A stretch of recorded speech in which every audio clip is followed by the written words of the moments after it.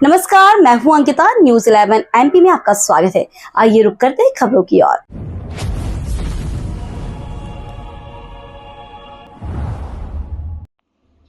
दुनिया में योग को लेकर मोदी जी ने अलग जलाया है, उसके लिए मैं उन्हें बधाई देना चाहता हूं। भारत में उत्तर पश्चिम दक्षिण पूर्व सभी जगह पहले ही योग किया जाता था, लेकिन दुनिया को योग से परिचय कराया और पिछले 10 सालों में कई अरब देशों में भी योग वहां के पाठ्यक्रम का हिस्सा बना है। उज्बेकिस्तान, मंगोलिया और कई सारे देशों ने योग को अंगीकार किया है। योग के जरिए अपने इस मानव शरीर का उचित ध्यान रखते हुए लोगों ने हमारे योग को अपनाया है। मैं आशा करता हूँ कि योग से पूरी दुनिया के लोग लाभान्वित होंगे और भारत की गौरवशाली परंपरा की वजह से मानवता पर सभी का विश्वास बना रहेगा। श्री राम पथ गमन, श्री कृष्णा पथ गमन दोनों बड़े प्रोजेक्ट हाथ में लिए हैं और इन पथ गमन के आधार पर मध्य प्रदेश में भगवान राम किन किन स्थान पर गए हैं, उन स्थानों को चिन्हित करके उनको तीर्थ के रूप में विकसित करने का सरकार ने पहली बार में निर्णय किया था। हमारे घोषणा पत्र में भी था। मुझे इस बात की प्रसन्नता की हम इस पर काम कर रहे हैं। बोल तो दिया पहले सर, एक बार होगा सर इसमें, क्योंकि पीएम मोदी ने भी संदेश दिया कि पहली बार 35,000 लोगों ने योग किया। नई रिपोर्ट के साथ बताइए। पूरी दुनिया में योग को लेकर के मोदी जी ने जो अलग जगाया, मैं उनको बधाई देना चाहूँगा।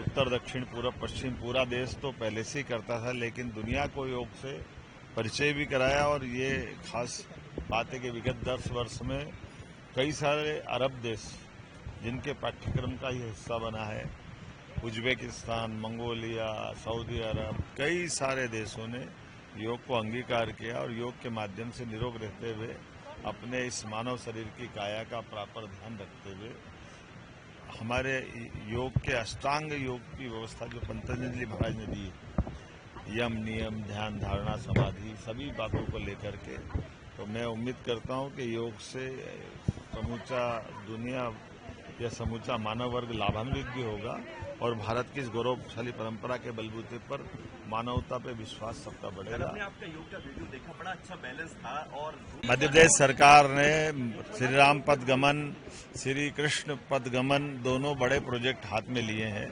और इन पथ गमन के आधार पर मध्य प्रदेश में भगवान राम किन किन स्थान पे गए हैं, उन प्रत्येक स्थान पर जाकर के उन स्थानों को चिन्हित करके उनको तीर्थ के रूप में विकसित करने का सरकार ने पहली बार में गठन के साथ ही निर्णय किया था।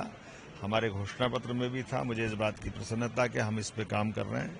साथ ही साथ ये भगवान कृष्ण, भगवान राम की जीवन की पाठ्यक्रम संबंधित जो भी उपलब्धियां हैं उसको भी हम पाठ्यक्रम में उच्च शिक्षा, स्कूल शिक्षा में लेने वाले हैं। कई सारे निर्णय आज दिन भर अलग अलग सरकार की व्यवस्थाओं पे, चूंकि चुनाव की एक बड़ी इकाई पूरी हुई है, तो स्वाभाविक रूप से हम सबका दायित्व बनता है कि इसमें और आगे बढ़े।